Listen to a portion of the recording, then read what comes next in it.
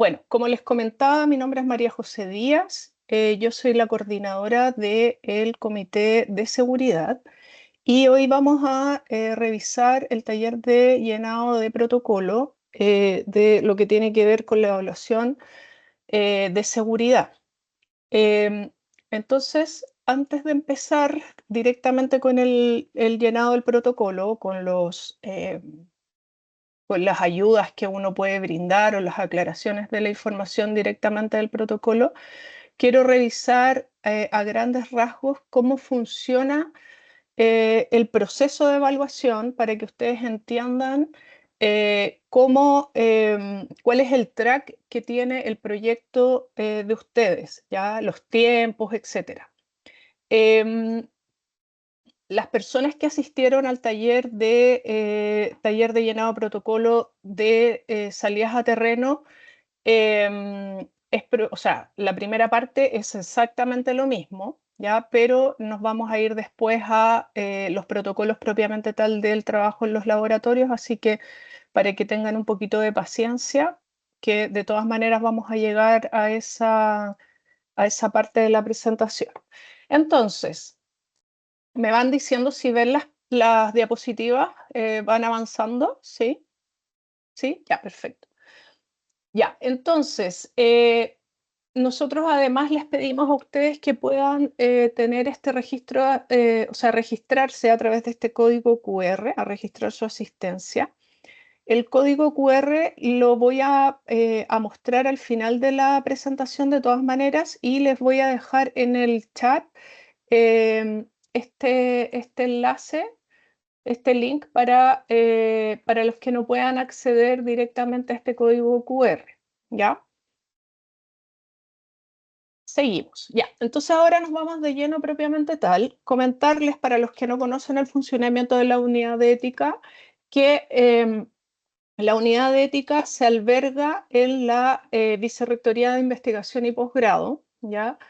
La unidad de ética nace en el 2014 tratando en el fondo de integrar a todos los comités de todas las áreas, ya del conocimiento, todas las áreas de investigación, dado que antes de eso o la mayoría de las facultades, todas las que necesitaban, tenían sus propios comités.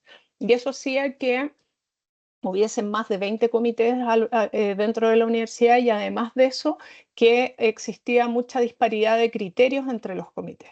Entonces, como les digo, desde la vicerrectoría en el 2014 se centraliza la labor de los comités y se crea la unidad de ética y seguridad en la investigación. ¿Ya? Centralizando todo en los 4 comités que ustedes ven acá, que está el comité de seguridad, los comités de Ciencias Sociales, Artes y Humanidades, el Comité de Cuidado Animal y Ambiente y el Comité de Salud.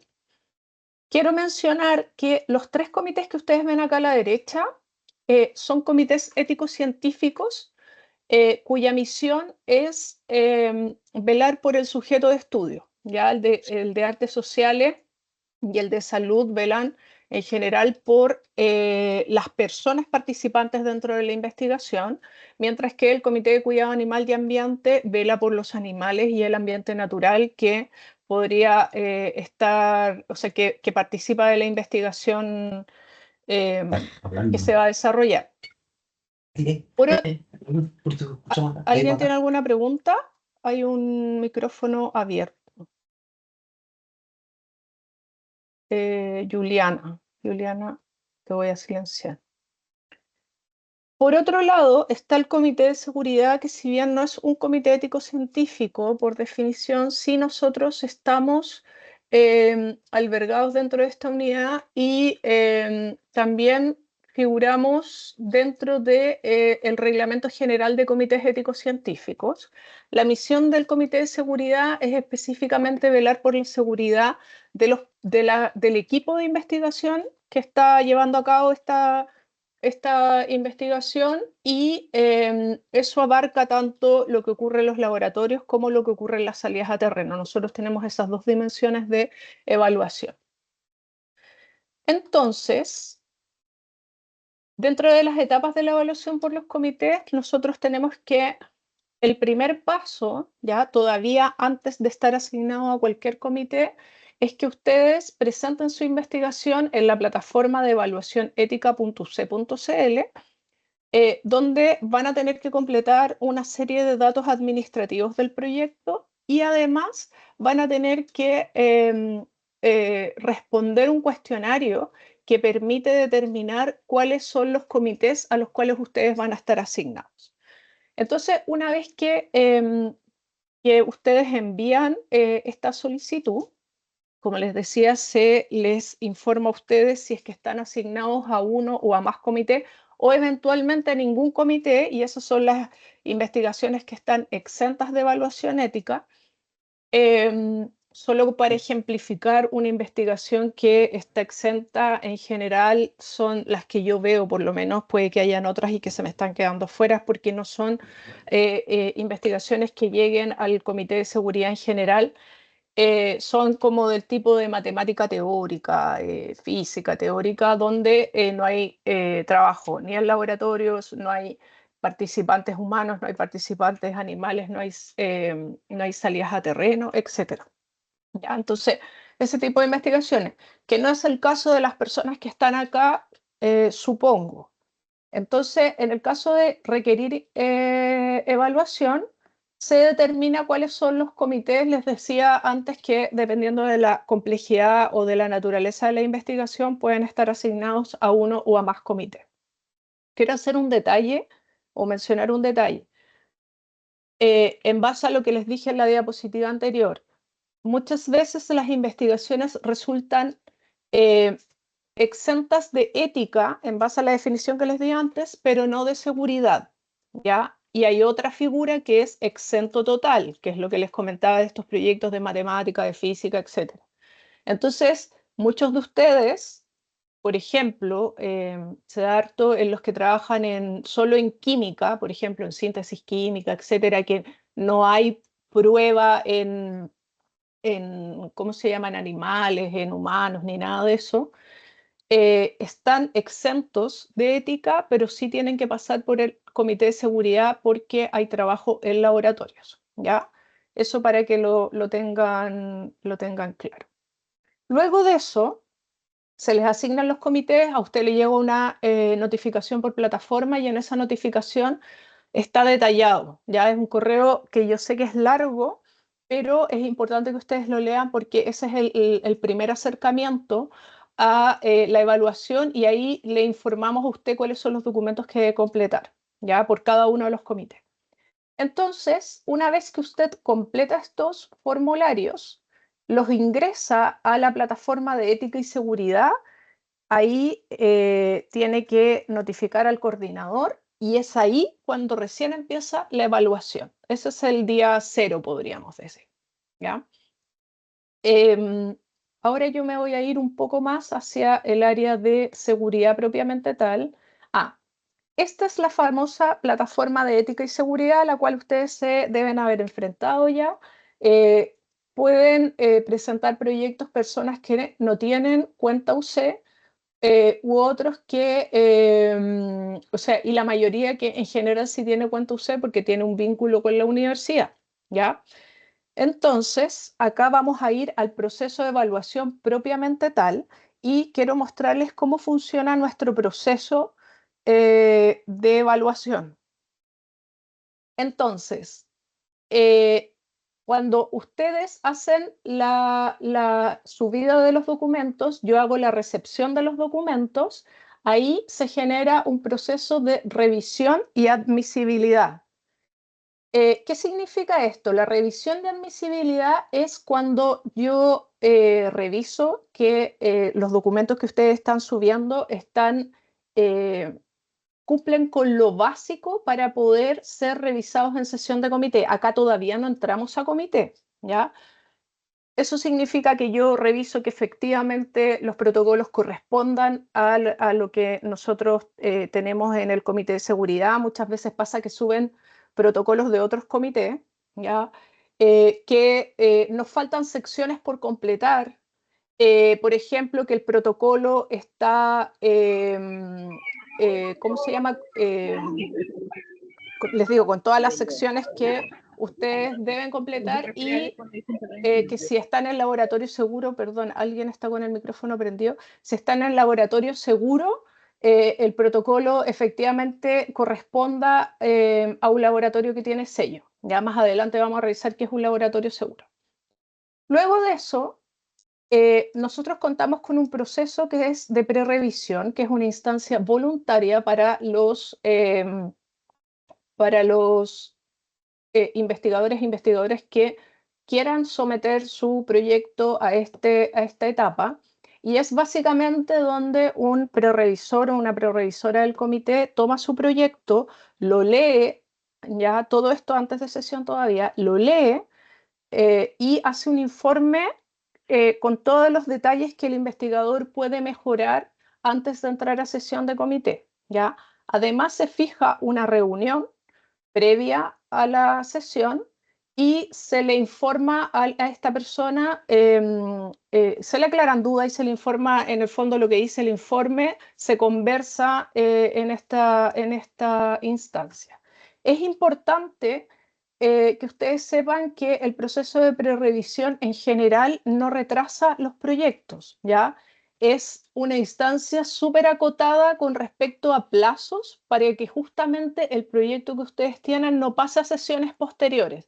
Entonces estamos hablando de cosas de días, o sea, usted sube la información, se agenda la reunión, en general es para la misma semana o la próxima semana. Si no se logra,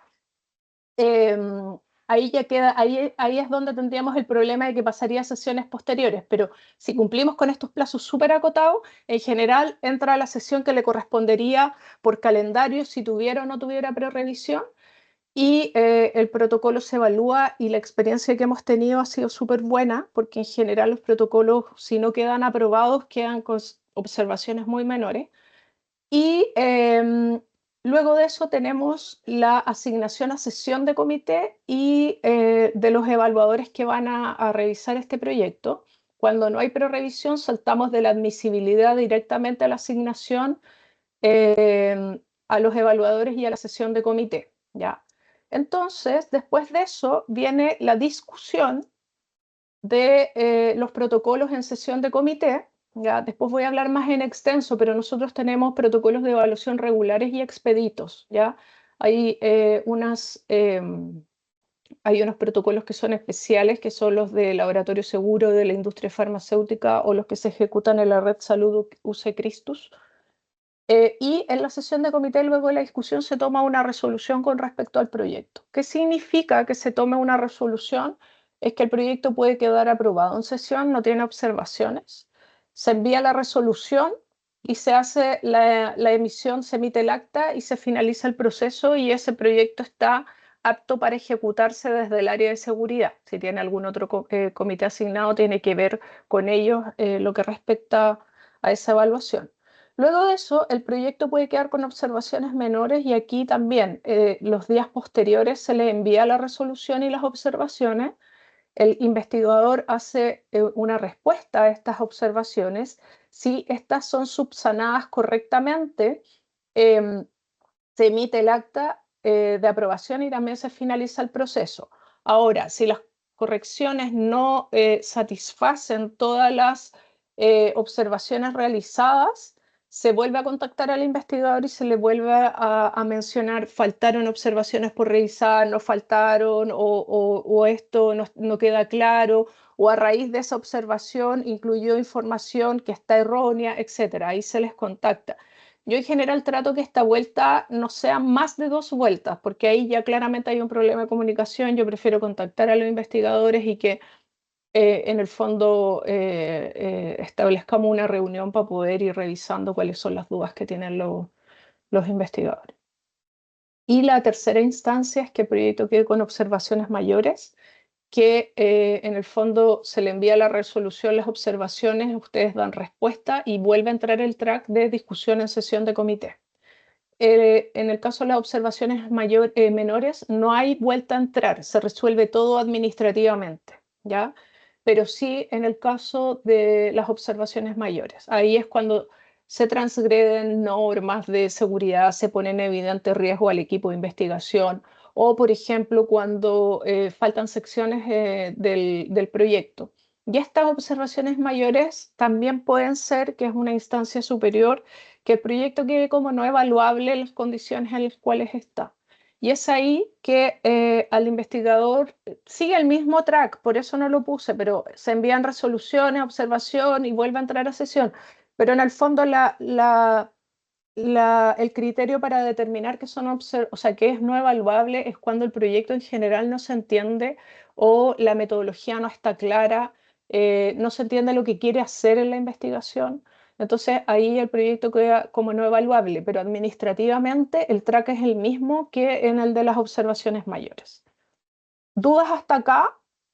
Recuerden los que se conectaron más tarde que me pueden interrumpir, que yo no estoy revisando el chat, entonces no estoy al tanto de las dudas que tienen por ahí. Carolina Serrano, creo que levantaste la mano, o fue por equivocación. Sí, sí. Quería preguntar en el caso de que el proyecto salga con observaciones mayores o caiga en el track de no evaluable, ¿hay alguna posibilidad, por ejemplo, de pedir como una asesoría, como se hace con la prerevisión, para poder en el fondo escuchar de ustedes qué es lo que se puede hacer o qué es lo que no se entiende realmente y todas esas cosas? Sí, se puede. No es en general habitual porque no tenemos, o sea, es por la carga de proyectos que tenemos en el fondo. Pero sí podemos, cuando es algo muy crítico, sí, yo me reúno con los investigadores para poder asesorarlos en algo, una reunión muy cortita, en el fondo donde revisamos a grandes rasgos y yo les explico a los investigadores. Se puede hacer eso. Ya Gracias. no se trata de que en el fondo vamos a ir como completándole el protocolo al investigador, porque eso es labor de los investigadores, pero sí podemos aclarar dudas o hablar por teléfono, también eso a veces es bien clarificador para los investigadores. Así que sí, de todas maneras. Súper, gracias. ¿Alguien más que tenga alguna otra duda? Si no, continúo porque en general este taller igual es un poquito largo. Igual tenemos hora de finalizar a las 11:30, pero no quiero llegar a esa hora idealmente por el tiempo de todos. Dentro de los recursos de apoyo está la página web del comité, que es éticayseguridad.c.cl, y acá tenemos que aparece los 4 comités que yo les mencioné, y cada una de estas casilleros ustedes lo pueden cliquear ya para donde se les va a desplegar una serie de información. Entonces, si ustedes hacen clic particularmente en el del Comité Institucional de Seguridad, se les va a desplegar toda esta serie de subcasillas, y particularmente quiero irme a los documentos del comité y mostrarles que, bueno, esta es una foto, entonces ustedes si siguen bajando van a encontrar todos los otros protocolos. Acá aparecen los de terreno, los documentos, algunos documentos generales, pero particularmente tenemos los de evaluación de seguridad en laboratorios. Esta es una imagen un poco antigua porque ahora ya estamos en una versión 2025 del protocolo de evaluación de laboratorio. Tenemos en todos versión 2025 y eso es importante mencionarlo porque nos pasa a veces que los investigadores se someten a la evaluación, bajan el protocolo de la época y después lo guardan, y ese mismo protocolo lo vuelven a subir en una instancia posterior, y resulta que nosotros en general siempre estamos modificando los documentos para poder facilitar la evaluación tanto para ustedes como para nosotros. Entonces es importante que siempre suban los documentos actualizados. Siempre damos un periodo de marcha blanca de alrededor de 6 meses. Sin embargo, en el caso de los del 2025, esa marcha blanca ya finalizó. Así que yo les sugiero que siempre descarguen o los que están por la página web o en la sección plantillas de plataforma. Eso es lo que, los dos lugares donde siempre esta información va a estar actualizada. Acá abajo se puede ver un documento que se llama Instructivo de Llenado Protocolo, y ese básicamente es un documento donde se detalla cada sección, los protocolos, o sea, lo que se espera que usted complete dentro del protocolo, con ejemplos, con ayudas, etc.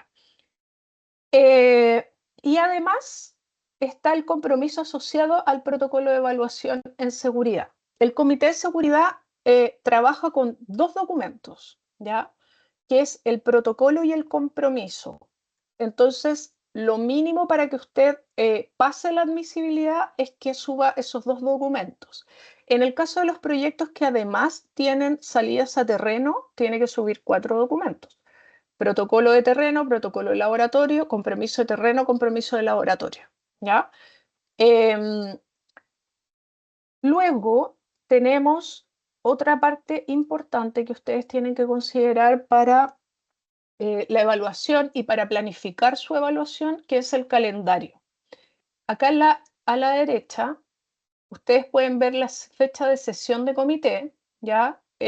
Nosotros sesionamos 2 veces al mes, cada 15 días, donde se revisan todos los proyectos que llegaron entre sesiones, ¿ya?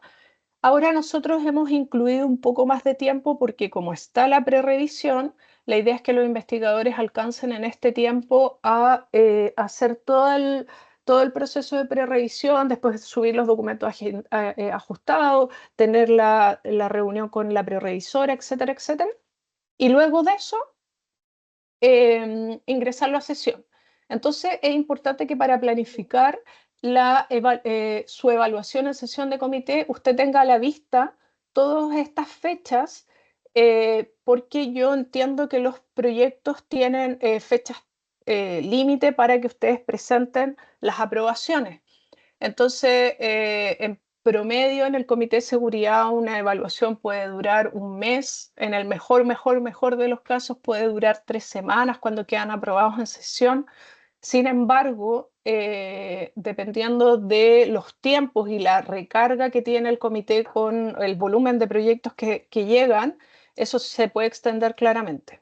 ¿Ya? Entonces yo ahí les pido que por favor puedan planificarlo para que no estemos a última hora sufriendo ustedes y nosotros tratando de aprobar esos proyectos muy sobre la fecha. ¿Ya? Entonces ahí está la fecha límite de recepción de documentos para la evaluación original. Esto es un día lunes a las 13 horas, hasta ahí se acepta y se corta. Y acá al medio es la fecha límite para subir los documentos prerevisados y ajustados, ya con las observaciones que hace la prerevisora antes de la sesión del comité. ¿Ya? Porque tenemos que tener un tiempo prudente para que el evaluador pueda tener los documentos en su poder y evaluarlo en sus tiempos. Digamos. ¿Dudas? Ahora me voy a ir directamente al protocolo. ¿No? Ya. ¿Nosotros qué? ¿Sí? ¿Alguien? No, no, sin dudas. Ah, ya. Nosotros, el Comité de Seguridad, específicamente en el área de laboratorio, de trabajo en laboratorio, evaluamos todas las investigaciones que se ejecutan en dependencias de la Universidad Católica o fuera de esta por personas con filiación UC, ¿ya? Entonces, si usted es un académico UC, pero va a ir a otra universidad a trabajar, igual el comité se pronuncia con respecto a eso. Y las investigaciones específicamente que incluyan agentes de riesgo biológico, químico y radiaciones o agentes físicos, ¿ya? Dentro de los físicos, particularmente radiaciones. ¿Se acuerdan que yo les había comentado del laboratorio seguro, de este programa de laboratorio seguro? Algunos los deben conocer, otros no. Para los que no lo conocen, les cuento que es una iniciativa de la Vicerrectoría, ¿ya? Que es un proceso voluntario. Cada académico o académica a cargo de un laboratorio puede hacer la solicitud de someterse a este programa y que básicamente promueve las prácticas de trabajo seguro en los laboratorios. Consta de una visita de diagnóstico, donde en el fondo se les hace un acompañamiento. Es una visita que en general es un poco larga porque los encargados de laboratorios seguros van revisando en base a una lista de chequeo todos los aspectos de seguridad del laboratorio y van haciendo comentarios. ¿Ya? Y pues eso igual se traduce en un informe que está en poder de los investigadores para poder hacer esas mejoras dentro del laboratorio o esas órdenes, porque a veces es cosa de ordenar el laboratorio, eliminar los reactivos que no se utilizan, eliminar muestras, etcétera, y de generar las pautas o los protocolos de trabajo, ¿ya? Y ahí hay un periodo donde el laboratorio trabaja y que cuando ya están en condiciones de realizar la visita de evaluación, se contactan con el equipo del programa Laboratorio Seguro nuevamente y ellos van y esta visita ya es más corta porque en el fondo se revisa la lista de chequeo con las observaciones que se habían realizado, si cumple o no cumple, tienen que tener un porcentaje mínimo de aprobación con algunas de estas secciones de la lista de chequeo que son mandatorias, tienen que estar aprobadas sí o sí, y luego de eso se les da un resultado con este porcentaje y si es que está sobre, yo ya no me acuerdo cuánto es el porcentaje, no sé si es 80 o 90%, se les entrega el sello de laboratorio seguro. ¿Qué es lo que significa tener este sello? Significa que además de que el laboratorio cuenta o cumple con prácticas que mejoran la seguridad del laboratorio, además existe un protocolo acotado o sea, para presentar sus investigaciones dentro del comité de seguridad. Tener el sello no reemplaza en lo absoluto la evaluación por el comité. Sin embargo, el comité valida el trabajo que hace el programa Laboratorio Seguro, son nuestros ojos dentro de sus laboratorios, y si ellos dicen que ustedes almacenan correctamente los reactivos químicos, que trabajan con muestras de, no sé, con cultivo celular de algún tipo de muestra, si trabajan con animales y cuentan con todos los protocolos, el comité en el fondo no evalúa esas partes del protocolo general, ¿ya? Entonces, tienen la posibilidad de pasar por el comité con un protocolo mucho más acotado y también con seguridad pasar en sesión, ¿ya? Porque en general cuando cuando el comité está muy apurado con proyectos, me refiero a apurado como con alta carga de proyectos, a veces pasa que los proyectos no se pueden evaluar en sesión y quedan para sesiones posteriores. En el caso de los laboratorios seguros sí les aseguramos, porque están al inicio de la tabla, que los vamos a evaluar. ¿Qué más? Entonces, este proceso dura un año, en marzo más o menos son las inscripciones, en enero próximo va a ser la ceremonia final del laboratorio seguro, se hace una ceremonia donde se invitan a las autoridades, al rector, a los vicerrectores, etcétera, y se premia, en el fondo se le entrega a todos los laboratorios este sello que se pega fuera del laboratorio. Y además de eso, se hace el reconocimiento a los laboratorios en distintas categorías, como el laboratorio más seguro, el más innovador, etcétera, etcétera. Eso con respecto al laboratorio seguro. Y ahora me voy a ir específicamente al protocolo para que lo revisemos. Comentarles que tenemos estas distintas versiones del protocolo. Esta es la versión del protocolo regular, ¿ya? Del protocolo regular. El laboratorio de prácticas para laboratorios con sello de prácticas seguras, esta es la portada del proyecto. Acá se les hacen algunas preguntas para determinar que efectivamente cuenten con el sello. Tenemos el de específico para Reduce Christus. Y las secciones que se evalúan en el protocolo regular básicamente tienen que ver con, bueno, la información general del proyecto, radiaciones, reactivos químicos, muestras de origen humano, muestras de origen vegetal o animal, cultivos celulares, microorganismos y organismos genéticamente modificados, ¿ya? Dentro de las subsecciones del protocolo regular tenemos que está en la sección 1 la finalidad de la actividad, la metodología y protección del embarazo. Y además tenemos dentro de este protocolo, cada una de las secciones tiene subsecciones donde se le pregunta el laboratorio donde va a realizar los experimentos, las características del agente, si es radiológico, si es químico, si es biológico, etc. Las medidas de seguridad, la eliminación de residuos y el transporte. Esto lo pongo así porque cada sección lleva estos 5 puntos que ustedes ven en la parte de abajo de la pantalla, ¿ya? Entonces, me voy a detener en la sección de reactivos químicos, voy a explicar con detalle y luego de eso vamos a ir pasando rápidamente el resto del protocolo porque se va repitiendo. Acá están los contactos de la directora de la unidad, mi contacto específicamente, que es emedialarrouse.cl, y para dudas generales está éticadeinvestigación.uc.cl. Entonces ahora les voy a dejar de compartir un segundo porque les voy a compartir el protocolo de evaluación regular, que lo tengo acá.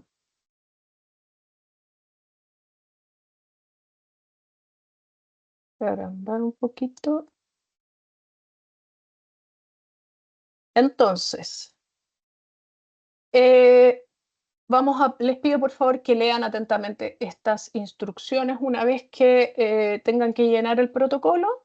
Y luego de eso, bueno, nos vamos a la información general, el título de la investigación, el ID de ética asignado. Este es el ID que la unidad de ética le asigna a usted a través de plataforma. Es un número que es único, ya es como el root que tenemos nosotros, pero es la identificación del proyecto que, como les decía, es única y acompaña al proyecto durante toda la vida del proyecto, independiente que el proyecto se haya cerrado o se haya finalizado más bien, porque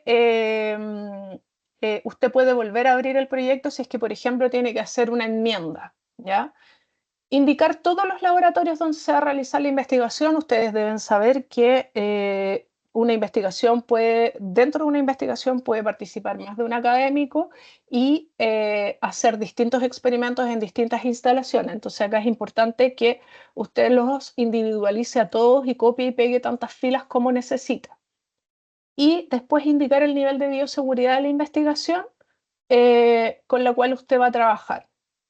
El nombre del académico. Esto es importante que converse con la información que ustedes declaran en plataforma. Si usted declara a el investigadora X en plataforma, es el mismo que va acá. Para los proyectos grandes, en general, siempre hay más de un académico, ¿ya? Pero acá plataforma no les va a permitir poner varios académicos, va a permitir poner solo uno y que tiene que ser sí o sí UC. Y ese mismo académico o académica es el que va a ir en esta parte, el nombre y la firma. Después ya viene el equipo de investigación, donde usted ahí pone a todas las personas que participan de la investigación. Otra vez, para proyectos grandes como los institutos, un FONDAP, cosas de ese tipo, donde hay varias líneas de investigación, nosotros aquí, para acotar, podemos ir por línea de investigación. El comité permite que usted genere un ID por línea, citando siempre al ID, al proyecto madre, digamos. Entonces, el investigador principal, voy a poner otro ejemplo, dentro de una tesis de doctorado siempre va a ser el tesista o la tesista de doctorado y el académico va a ser el tutor. Puede ser que la figura que haya, por ejemplo, un fondesit de inicio donde el investigador y el académico son la misma persona, ¿ya? También eso puede ser. Investigador colaborador cuando corresponda y el resto, los postdoctorados, estudiantes de doctorado, si es que hay personal técnico, si es que hay otra persona que participa, no sé, algún estudiante de pregrado, etc. El nombre de la persona, la categoría académica, la institución, porque muchas veces pasa que no son todos de la Universidad Católica. Y después viene estas columnas que tienen que ver con el seguro laboral estudiantil. Y aquí es importante que usted pueda individualizar a cada persona con qué seguro laboral o estudiantil cubre en caso de que sufra algún accidente. ¿Ya? Todos los estudiantes regulares del país cuentan con el seguro estudiantil estatal. Eso corre para pregrado y, ¿cómo se llaman? Y posgrado, magíster, doctorado. En el caso de las personas que cuentan con contrato con la Universidad Católica, cuentan con la Administración Delegada de Accidentes del Trabajo, que es la mutualidad propia de la universidad. Ya voy, Carolina, creo que. Y que hace, o sea, es lo mismo que la Asociación Chilena de Seguridad, que la Mutual de Seguridad, pero esto es propio de la universidad, entonces hay que gestionar cualquier cosa a través de ello. Carolina. Sí, gracias. Es una pregunta a propósito de los seguros, porque nombraste en posgrado a los estudiantes de doctorado y magíster. Ujú. ¿Pasa lo mismo con los residentes médicos, por ejemplo, que están haciendo especialidad? ¿O eso es aparte? Va a depender la condición de estudiante que tengan, po. Si ellos, O sea, las especialidades pertenecen a posgrado de la Escuela de Medicina. entonces debería corresponder que ellos cuenten con seguro estudiantil estatal. Si Ya, es perfecto. que yo, Igual mira, voy a Carolina, averiguar de manera local, pero... sí, averígualo porque va a depender todo del estatus que tengan para el Estado ellos. Porque Súper. si son alumnos regulares y ustedes les emiten un certificado de alumno regular, cabe en esa Ya, categoría, ya, yo creo ¿ya? que sí. Ya, ok. Voy a Ya. preguntar en posgrado de medicina. Gracias. Finalmente, lo único que va a validar que puedan ser cubiertos por este seguro es que tengan acceso a un certificado de alumno regular. Eso es lo que se les pide. Ya, entonces, con respecto al ISL, es para todas aquellas personas que trabajan a honorarios dentro de una investigación, ¿ya? Entonces, recuerden que de la boleta de honorarios se hace un descuento y dentro de ese descuento hay una fracción que va a cubrir mutualidad. Entonces, es importante que las personas que trabajan en esa modalidad puedan indagar un poco acerca de cuáles son los centros asistenciales que cubren y que se inscriban, o sea, nosotros sugerimos que se inscriban voluntariamente en el ISL, ¿ya? Y el ISL tiene convenio con una serie de centros asistenciales a lo largo de Chile, a los cuales pueden acceder en caso de sufrir algún accidente, ¿ya? Y aquí tenemos otra por si existen, no sé, cuando son investigadores de afuera, para que ustedes puedan ahí poner información.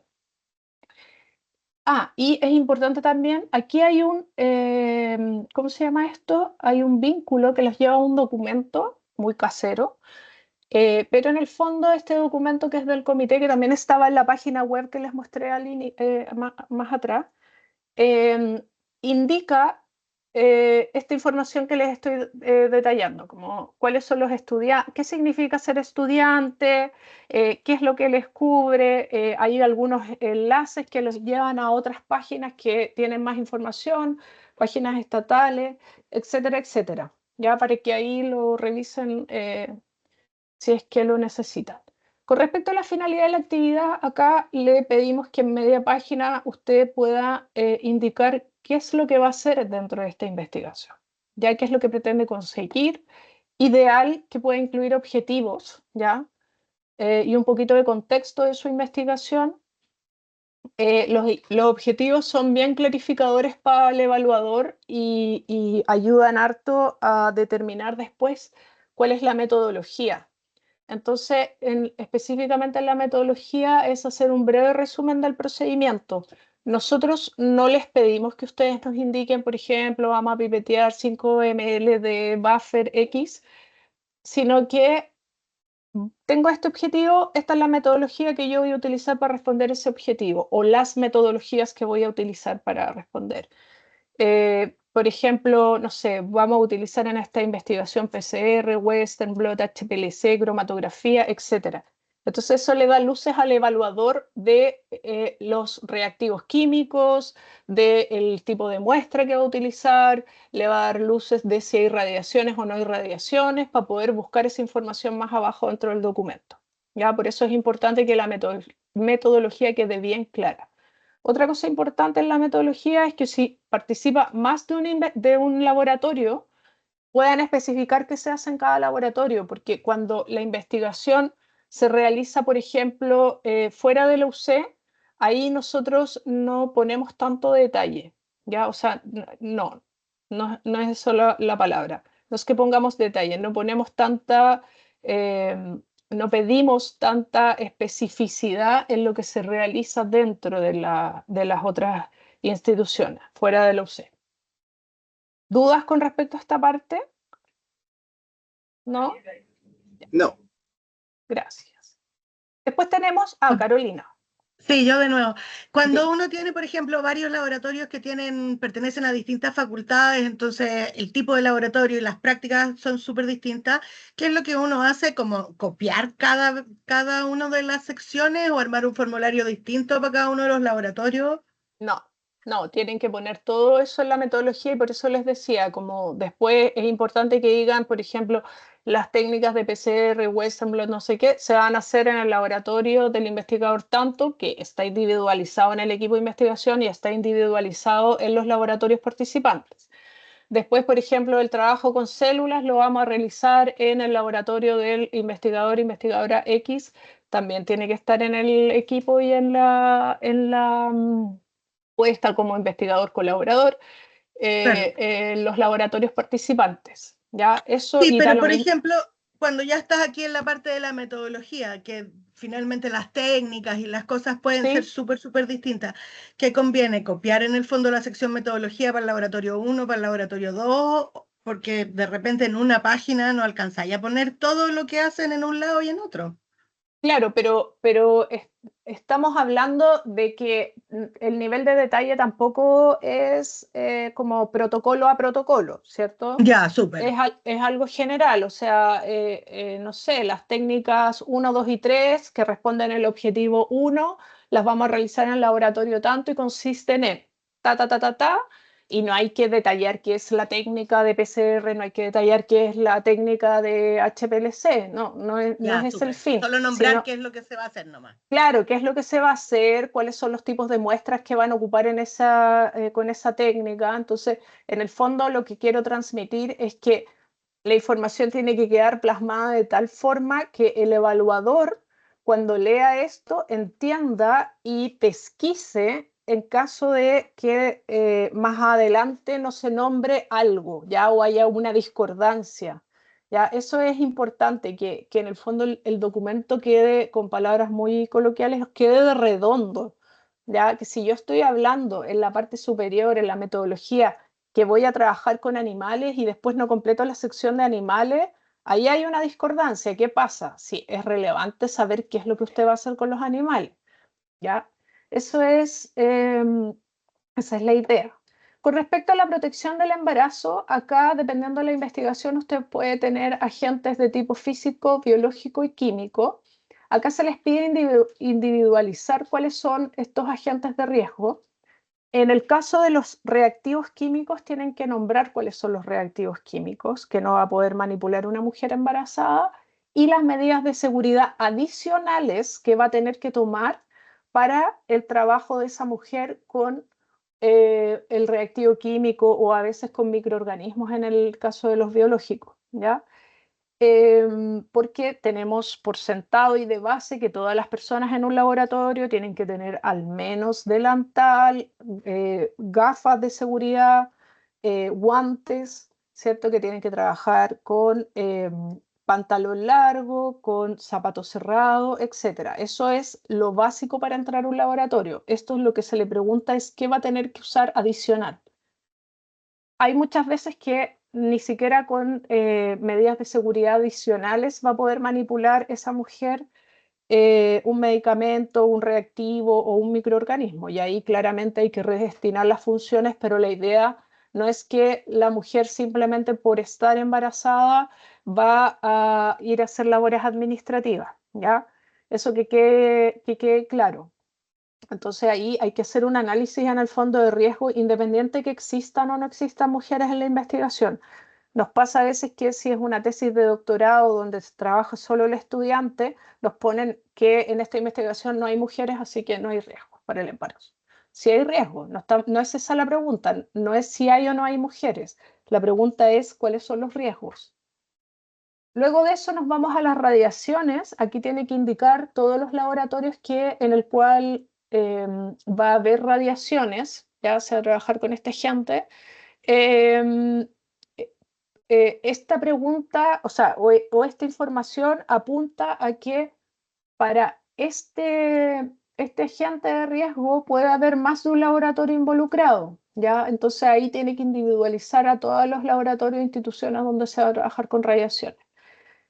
si en el caso de usar isótopos radioactivos o generadores de radiaciones ionizantes, aquí tiene que marcar con una cruz qué es lo que corresponde para su investigación y detallar lo que se le está preguntando. Por ejemplo, la categoría de la instalación, la persona responsable de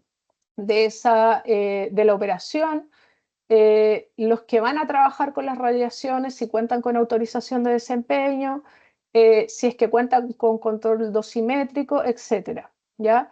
Después se le preguntan las características de las radiaciones, si va a trabajar con láser, si va a trabajar con luz UV. Generalmente para todos los que trabajan con transiluminador o con gabinetes de bioseguridad que tienen luz UV, tienen que completar esta sección, ¿ya? Indicar cuál es el equipo, las radiaciones ionizantes emitidas por fuentes radioactivas, el isótopo, si son por un equipo generador, cuál es el equipo, el tipo de partícula, y además indicar la energía máxima del equipo. Y aquí es radiaciones de otro tipo. Si nada se engloba en lo que se mencionó anteriormente, aquí hay algunos ejemplos como fuentes infrarrojas, fuentes de radiofrecuencia, etcétera, y aquí tiene que especificar. ¿Dudas? ¿No? Con respecto a las medidas de seguridad contra las radiaciones, tenemos que hay medidas ingenieriles, si es que corresponde, por ejemplo, indicar si es que cuentan con blindaje del equipo o en las fuentes, en la instalación, condiciones de almacenamiento, si, por ejemplo, ¿cómo se llama esto? Si la habitación o el laboratorio donde usted va a trabajar cuenta con algún tipo de puerta especial que se abre solo de un lado o de otro lado, si es que cuentan con luces de trabajo que en el fondo indique que está operativo el láser, etc. Elementos de protección personal, si es que corresponde, considerar gafas, si es que está usando láser y requieren gafas especiales, tiene que indicar cuáles son las gafas, cuál es el tipo de material de las cuales están compuestas, si es que va a trabajar con guantes, delantales plomados en caso de que corresponda. Con respecto a las prácticas, ¿cuáles son los protocolos? ¿Cuál es el tiempo de exposición? ¿Cuál es la distancia que usted va a estar de la fuente? ¿Ya? Y si va a usar radioisótopos, ¿cuál es el radioisótopo? ¿Cuáles son las características? La actividad que va a realizar en la investigación con este radioisótopo y el tiempo máximo de exposición del usuario por año. Después nos vamos a la eliminación. En el caso de los residuos radioactivos, ¿cómo lo va a eliminar? Generalmente es a través de la Comisión Nacional de Energía Nuclear, de la CECHEN, que ellos tienen este servicio. Ahora, si ustedes me preguntan dentro de la universidad, a mí en mi vida que llevo en este comité me ha tocado revisar o aceptar, porque no es mi área de expertise, muy pocos proyectos donde se trabaje con estos residuos radioactivos, a no ser que no estemos enterados como comité que se está trabajando con eso, que a veces también puede pasar. ¿Dónde va a realizar el acopio y el retiro desde el laboratorio y desde la universidad? Y si es que va a transportar fuentes radioactivas, ¿cuáles son las medidas de seguridad que se aplican en ese transporte? ¿Ya?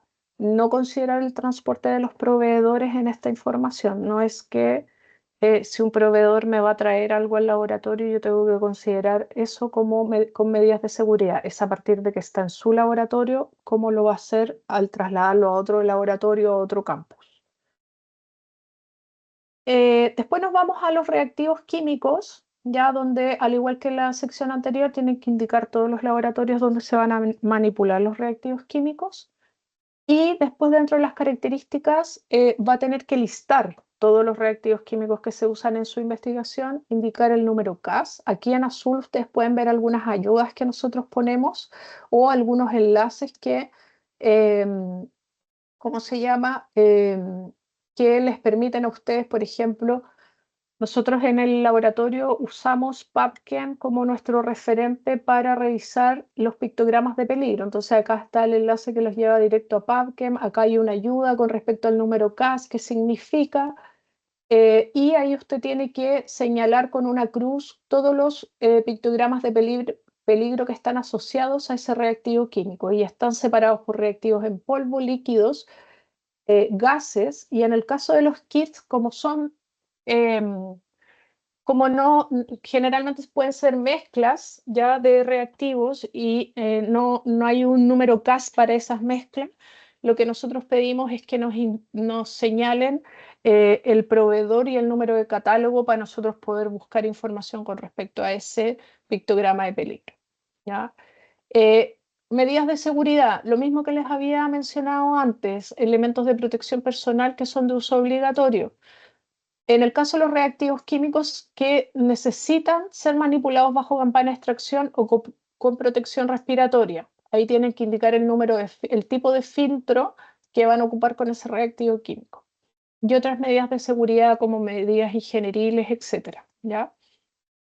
La eliminación de residuos, ¿cómo va a separar estos residuos químicos? ¿Ya? Las categorías específicas en que los separa antes de ser llevados, en general en las facultades tienen siempre un acopio temporal hasta que eso es retirado de la universidad por una empresa externa.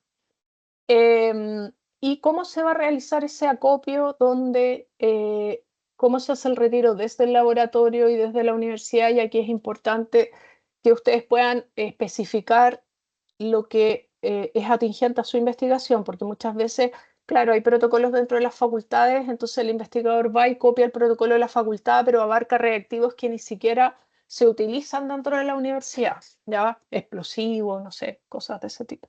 O que si se utilizan es bajo condiciones muy especiales y es muy puntual y están identificados aquellos laboratorios, etc.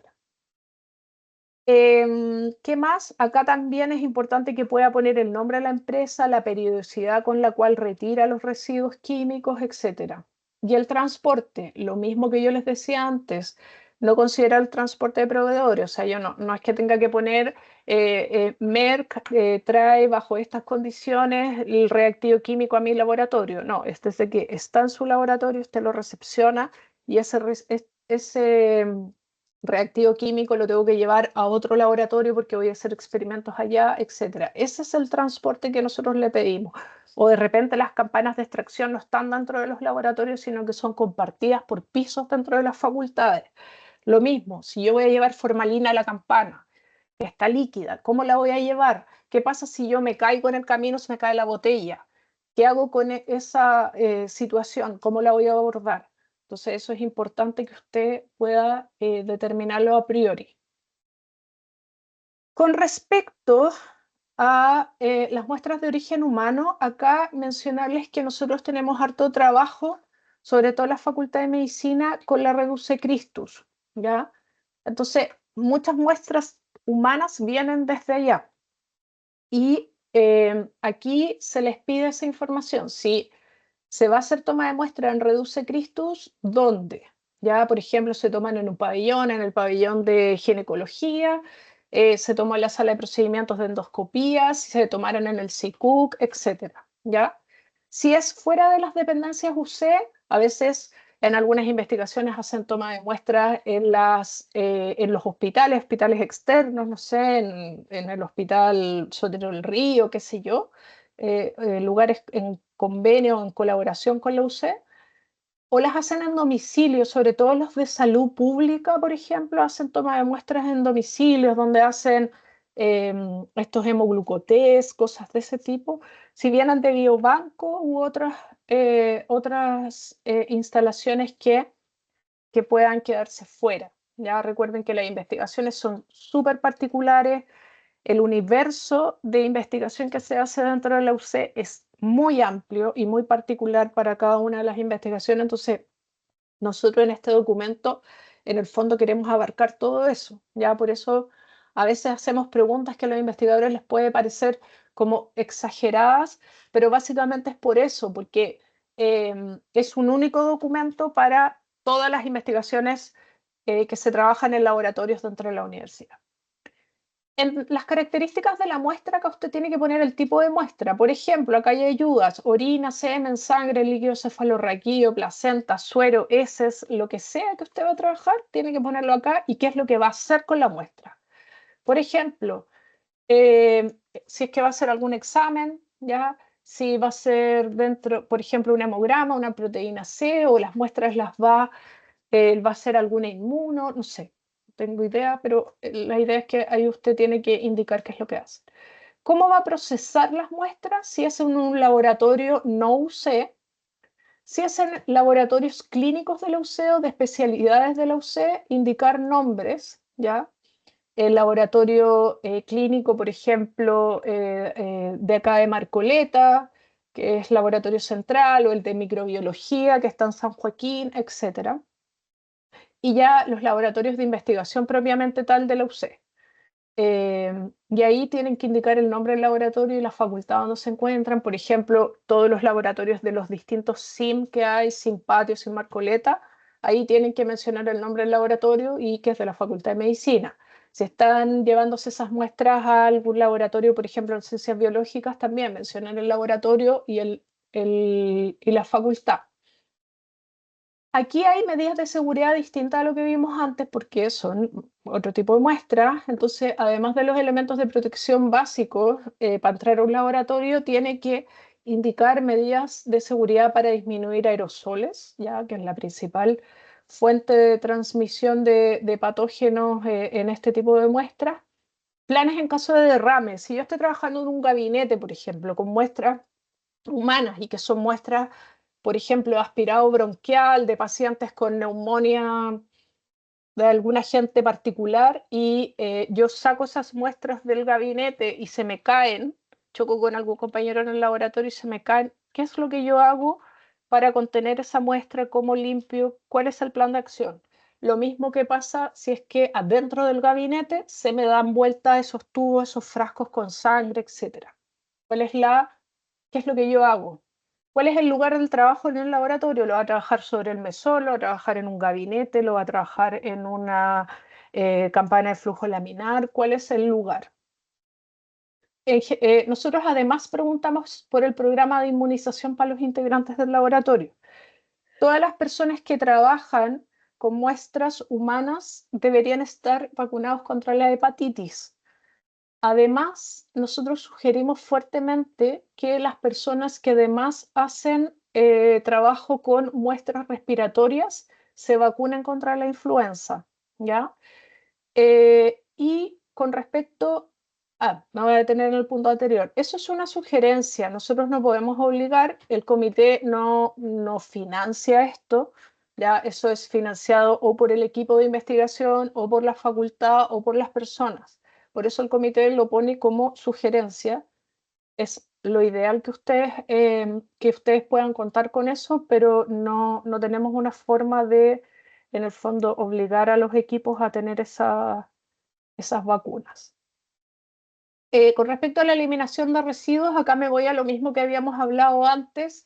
¿Cómo va a separar los residuos biológicos? ¿Ya? Si son, por ejemplo, residuos líquidos, residuos sólidos, material cortopunzante en contacto con estos residuos, con las muestras, ¿cómo se va a manipular todo esto? Hay que, como les decía, incluir residuos cortopunzantes, líquidos de cultivos, líquidos de muestras y sólidos en el caso de que sean cadáveres, biopsia, material plástico, etcétera, etcétera. Si es que los residuos biológicos no están sometidos a reactivos químicos, ¿ya? O antibióticos, o están fijados, etcétera, se eliminan en bolsas de color amarillo, si es que se clasifican de nivel bioseguridad 2 hacia arriba, ¿ya? O grupo de riesgo 2 hacia arriba. Y ese material después se va a autoclave o a incineración para su eliminación. Y aquí también indicar dónde va a realizar el acopio. Cada facultad de momento tiene su propio protocolo y después hacen la gestión para hacer la eliminación de estos residuos con una empresa externa a la universidad. Ahí lo mismo que antes, frecuencia del retiro y el nombre de la empresa. Y con respecto al transporte, ¿cuáles son las medidas de seguridad para hacer el transporte entre laboratorios? Tomé la muestra en el hospital Reducé, me llevo la muestra al laboratorio XX en la Facultad de Ciencias Biológicas, ¿cómo me lo llevo? Ya va a ir, en general, siempre uno lleva en triple embalaje, así que eso es lo que uno esperaría que ustedes pudieran hacer. Con respecto, ahora voy a irme rápido porque, como les dije al principio, se van repitiendo las secciones, ¿ya? Y como las de aquí para abajo son todas muestras biológicas, voy a pasar rápido porque en general se pide lo mismo para todas estas secciones. Acá tienen muestras de origen animal o vegetal, entonces les preguntan desde dónde provienen esas muestras, ya si es de un vivero, de un bioterio, en caso de los animales, dónde se hace la toma de la muestra, ya, porque por ejemplo, si hay animales acá en el CIBEM, usted eventualmente puede hacer la toma de muestra dentro del CIBEM, pero eventualmente el animal lo saca de ahí, se lo lleva al laboratorio y hace la toma de muestra dentro de su laboratorio. Y después, ¿dónde se procesa? Podría eventualmente procesar la muestra en su mismo laboratorio o después llevársela a otro lugar para procesarla. Lo mismo que vimos antes, características de las muestras, si es, por ejemplo, un animal, no sé, cerebros de animales, hígados, órganos de animales, si son vegetales, son semillas, hojas, tallos, no sé, lo que sea de este vegetal. Y el trabajo que va a realizar con estas muestras, ¿ya? Por ejemplo, PCR, mutaciones, secuenciación, análisis, inmunos, etc. Las medidas de seguridad para el manejo, lo mismo, pues lo básico es los elementos de protección personal que les mencioné y de ahí para adelante medidas para disminuir aerosoles, planes en caso de derrames, dentro y fuera del gabinete en caso de que haya trabajo, lugar de trabajo en el laboratorio, eliminación de residuos, lo mismo que vimos antes, cómo usted va a separar líquidos sólidos, cómo va a hacer la contención en caso de que sean, por ejemplo, semillas, plantas enteras, etcétera. Dónde va a copiar los residuos, la frecuencia del retiro y la empresa, nombre de la empresa. Y el transporte, lo mismo que vimos antes. En el caso del cultivo celular, lo mismo, ya el nombre y tipo de cultivo, si es primario es una línea celular, qué características tiene, si está infectado, etcétera, y el nivel de bioseguridad para su trabajo. Las medidas de seguridad, eliminación de residuos, transporte. Con respecto a los microorganismos varía un poco, porque aquí también le preguntan, bueno, el laboratorio, el nivel de bioseguridad con que va a trabajar en ese laboratorio, si es que son microorganismos que deben ser notificados al SAC, y aquí tiene que especificar cuál es el nombre del microorganismo, el grupo de riesgo, el método que usted lo va a obtener, si es comercial o viene desde algún laboratorio donde fue creado, y el trabajo que va a realizar. Las medidas de seguridad para trabajar con ese microorganismo, cómo va a eliminar los residuos, indicar el agente inactivador que va a usar y su concentración. En general se utiliza hipoclorito de sodio entre 0,5 y 2%. Dónde va a realizar el acopio de los residuos de estos microorganismos y el transporte. Y por último tenemos la sección de organismos genéticamente modificados, que aquí claramente la estructura de la sección cambia, se le preguntan cosas muy similares a lo anterior, pero además se incluyen otros temas. Se le pregunta si son obtenidos comercialmente o donados, si los produce usted en el laboratorio, también el nivel de bioseguridad donde los va a manipular, y aquí hay dos secciones, la B y la C, que en una habla de, el primer ítem, si son comerciales o donadas, ¿ya? Y acá indicar cómo está clasificado su nivel de biopeligrosidad, la finalidad de la actividad, o sea, de la modificación que tiene y la descripción de esta, si es que tiene marcadores de selección, con cuánto volumen usted va a trabajar, ¿ya? Medidas de contención, eliminación y seguridad para el trabajo. Bueno, y acá si el organismo es diferente del receptor, y le hacen una serie de preguntas con lo que respecta a la capacidad de supervivencia, etcétera, etcétera. Y el segundo apartado tiene que ver con modificaciones de organismos que usted hace en su laboratorio. Y aquí también le preguntan qué es lo que va a producir, el grado de biopeligrosidad, el tipo de modificación, la finalidad, etcétera, etcétera. ¿Ya? Eso con respecto al protocolo de trabajo en laboratorios, la versión regular, ¿ya? Y les voy a mostrar rápidamente el de trabajo en laboratorios que tienen sello de práctica segura. En esto me voy a demorar un minuto. Y el protocolo es básicamente la presentación de la investigación, ¿ya? Donde tenemos la primera parte, porque para usted usar este protocolo, tiene que sí o sí tener todo registrado en Laboratorio Seguro y tiene que Laboratorio Seguro haberlo aprobado y validado. Entonces, cualquier cosa que usted haga que no esté validado por el sello, tiene que completar según corresponda el protocolo regular. ¿Ya? A veces son solo secciones, otras veces tiene que completar todo el protocolo porque no corresponde que complete este protocolo acotado. Lo mismo que antes, la información general, el equipo de investigación, la finalidad de la actividad, la metodología y aquí el tipo de muestra que va a usar, grupo de riesgo y la peligrosidad, o sea, y el nivel de bioseguridad. Y eso es todo lo que tiene que completar en este protocolo si es que está todo lo que usted hace validado por el sello. Se da cuenta que hay un abismo de diferencia y un abismo de trabajo. Entonces, les dejo ahí también la invitación para que puedan hacer el trabajo de laboratorio seguro, de sumarse a esa experiencia. Y el último protocolo es el de expedito de laboratorios que se ejecutan íntegramente en la red UC Salud Christus, red de salud UC Christus, donde se le preguntan otras cosas. Ya son otras cosas las que nos preocupan porque en el fondo entendemos que todo lo que se hace dentro de la red UC está validado y acreditado por otras entidades, ¿ya? Ministeriales o incluso instituciones internacionales. Entonces, en ese caso también se le hacen algunas preguntas como en el de laboratorio seguro, ya para determinar si es que corresponde que complete este protocolo o el protocolo regular. Información general, equipo de investigación, finalidad, y acá se da mucho que hay compra de servicios. Entonces, si es que hay o no compra de servicios dentro de la red, indicar el nombre del laboratorio que hace la venta del servicio, el análisis que va a realizar, cuáles son las muestras, quién es el profesional que la toma, quién está a cargo, las características de la muestra, dónde lo va a almacenar y el uso de muestras tomadas en otro proyecto. Por ejemplo, pasa que a veces las muestras las toman en un proyecto, guardan esas muestras de un Fondesit y luego de eso las ocupan en un segundo proyecto. Eso también se da. Y ese es el protocolo acotado de trabajo en Red UC Christus. Yo no sé si alguien tiene, Nicolás. Tenía una consulta respecto al tema de esa certificación de laboratorio seguro. ¿Qué beneficio trae eso prácticamente? Trae dos beneficios.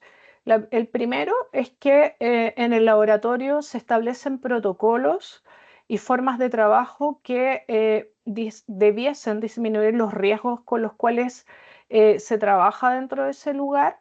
Eso por un lado. Y por otro lado, frente al proceso de evaluación con nosotros, con el Comité de Seguridad, utilizan el protocolo acotado porque en el fondo todo lo que ustedes realizan dentro del laboratorio y que fue declarado ante el sello, ante el programa de laboratorio seguro, está validado por ellos. Fueron revisados, ellos les pidieron protocolos, ustedes hicieron mejoras en su laboratorio.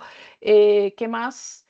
En el fondo hay una serie de procesos y de trabajo que se hace, hay unos checklists que están hechos en base a las características que tienen los laboratorios y cada laboratorio que se somete a este programa clasifica para cada uno de estas listas de chequeo y se trabaja en base a eso. O sea, al fin Entonces, y al cabo hace como más expedita la claro, tramitación de sí, futuras investigaciones, por así decirlo. totalmente, sí. Ah, ya. Ese es Ok. como el segundo beneficio que yo veo. El primero es trabajar más seguro. El segundo es que tienen una revisión expedita, tienen un track expedito dentro de la sesión de comité. Ya, perfecto, gracias. De nada. ¿Alguien más tiene dudas con respecto a la evaluación? ¿No? Sí, Eric. Bueno. Hola María José, tenía una Hola, duda. Lo que pasa es que cuéntame. creo que en la presentación que mostraste una diapo que salían las fechas. Las Sí, fechas, las fechas.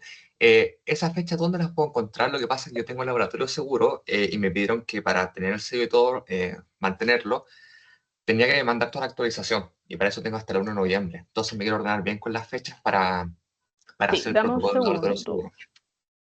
Déjame proyectarles nuevamente la presentación. Dame un segundito.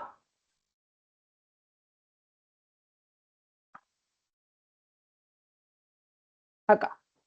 En la página web, donde tú haces clic en Comité Institucional de Seguridad, está el calendario acá, calendario de sesiones. Tú pinchas el calendario de sesiones y se te va a desplegar esta vista. Y ahí puedes revisar. Ahora sale hasta el 8 de octubre, pero sigue para Disculpa, abajo. creo Dime. que no estás proyectando porque me sale solamente la presentación, no me aparece lo que estás proyectando.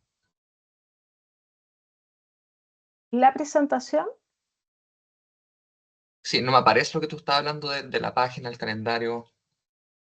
pero espérame, déjame volver a compartir mi presentación porque eso es lo que estoy tratando de mostrar.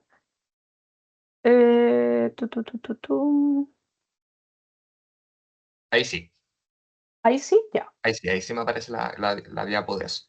ya, súper. Entonces, como les decía, acá ustedes hacen clic en calendario de sesiones y van a poder ver la fecha de la sesión, que es la de la derecha, y la fecha límite para recibir los documentos de evaluación original para el ingreso a la sesión de comité, ¿ya? Que es como 3 semanas antes, más o menos, de la Súper, sesión misma. gracias. De nada. ¿Alguien más tiene alguna pregunta? ¿No? Voy a tratar de dejarles al tiro la... espérenme un poquito. Les voy a dejar nuevamente en el chat el enlace para que puedan registrarse los que no se han registrado todavía para la asistencia. Y eso, yo no sé si hay más preguntas. Voy a dejar de grabar en este momento. Detener la grabación.